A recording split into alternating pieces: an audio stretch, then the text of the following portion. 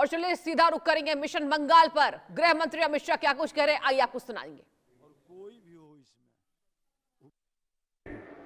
2024 में 39% वोट मिला है और 2021 की विधानसभा में 38% वोट और 77 सीटें लेकर शुभेंदु अधिकारी हमारे विपक्ष के नेता बने हुए विपक्ष के नेता।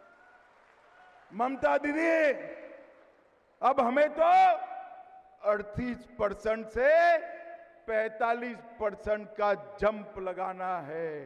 आप एक बार देखना, भारतीय जनता पार्टी का वोट शेयर 50% से ज्यादा होने वाला है और प्रचंड बहुमत से हमारी सरकार बनने वाली है।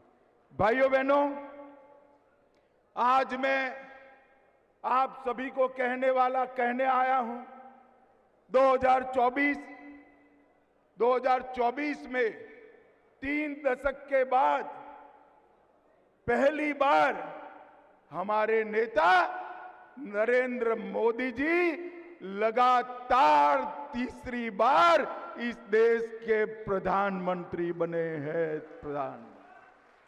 24 में ही हमने आंध्र में सरकार बनाई, ओडिशा में पहली बार सरकार बनाई, अरुणाचल में तीसरी बार सरकार बनाई, 25 में हरियाणा, महाराष्ट्र और दिल्ली में 30 साल के बाद सरकार बनाई और 25 का अंत आते आते बिहार में भी प्रचंड बहुमत के साथ भारतीय जनता पार्टी और एनडीए की सरकार हुई और 26 में केरल में त्रिवेंद्रम कॉरपोरेशन पहली बार बीजेपी जीता और मुंबई कॉरपोरेशन और सारे महाराष्ट्र के म्युनिसिपल कॉरपोरेशन में ये ममता दीदी के इंडी अलायंस का सुपड़ा साफ हो गया, सुपड़ा साफ। बंगाल वालों, अब बारी बंगाल की है। मां, माटी और मानुष का नारा देकर ममता बनर्जी सत्ता में आई।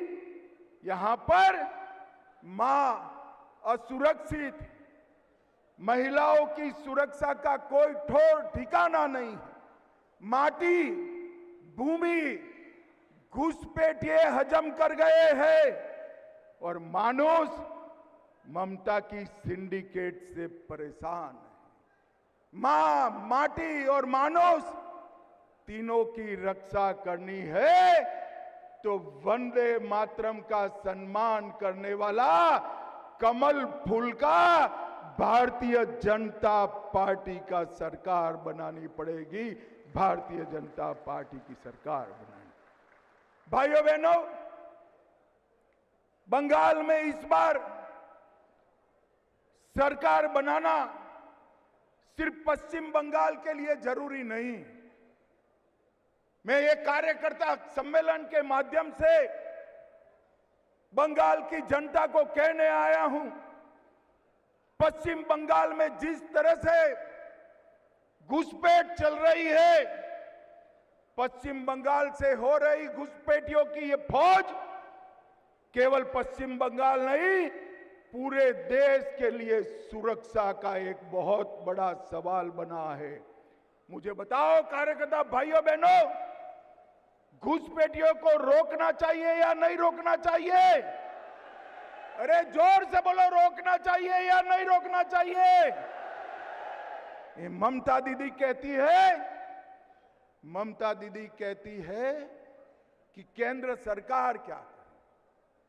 मैंने पार्लियामेंट में जवाब दिया था कि बाढ़ लगाने के लिए, फेंसिंग करने के लिए ममता बनर्जी आप हमें जगह नहीं दे रही हो, भूमि नहीं दे रही हो, इसके कारण फेंसिंग पूरी नहीं होती। नदी नाले से, दुर्गम पहाड़ों से जो घुसपैठिए आते हैं, उनको आपका पटवारी रोकता नहीं है, आपका पुलिस वाला रोकता नहीं है, और आप यहां से फर्जी डॉक्यूमेंट बनाकर उनको पूरे देश भर में भेज रही है। भाइयों बहनों, मैंने पार्लियामेंट में भाषण करा था, तृणमूल कांग्रेस के सांसद इसका विरोध करे थे, मगर कुछ दिन पहले मुझे बड़ा खुशी है कि कलकत्ता हाई कोर्ट ने भी बीएसएफ को सारी भूमि 31/3/26 के पहले देने का ऑर्डर किया। हाई कोर्ट ने स्वीकार करा कि ममता बनर्जी भूमि देने में सहयोग नहीं कर रही, घुसपैठिया रोकने में उनको कोई इंटरेस्ट नहीं। और मित्रों, ये बहुत बड़ा झटका ममता बनर्जी को मिला है, मगर मैं बंगाल की जनता को कहकर जाता हूं, आप ऐसा मत सोचना कि हाई कोर्ट के जजमेंट के बाद भी ममता बनर्जी ये भूमि बीएसएफ को देगी। वो नहीं देगी, क्योंकि उनका वोट बैंक वो घुसपैठिए है, घुसपैठिए। मगर मैं साथ में बंगाल की जनता को ये भी कहना चाहता हूं कि 31/3 को ममता बनर्जी भूमि दे या न दे, अप्रैल के अंत में भाजपा का मुख्यमंत्री 45 दिन में सारी बाढ़ का काम पूरा कर दे। ये हमारा बंगाल की जनता से वादा है और हमने कर दिखाया है। आसाम में कांग्रेस की सरकार थी, घुसपैठ नहीं रोकती थी। जैसे ही आसाम में भाजपा सरकार बनी, वहां घुसपैठ रुक गई। गुजरात में भाजपा सरकार है, वहां घुसपैठ नहीं होती। राजस्थान में भाजपा सरकार है, वहां घुसपैठ नहीं होती है। तो देखिए, आप गृह मंत्री अमित शाह को सुन रहे थे, वो मिशन बंगाल पर ममता बनर्जी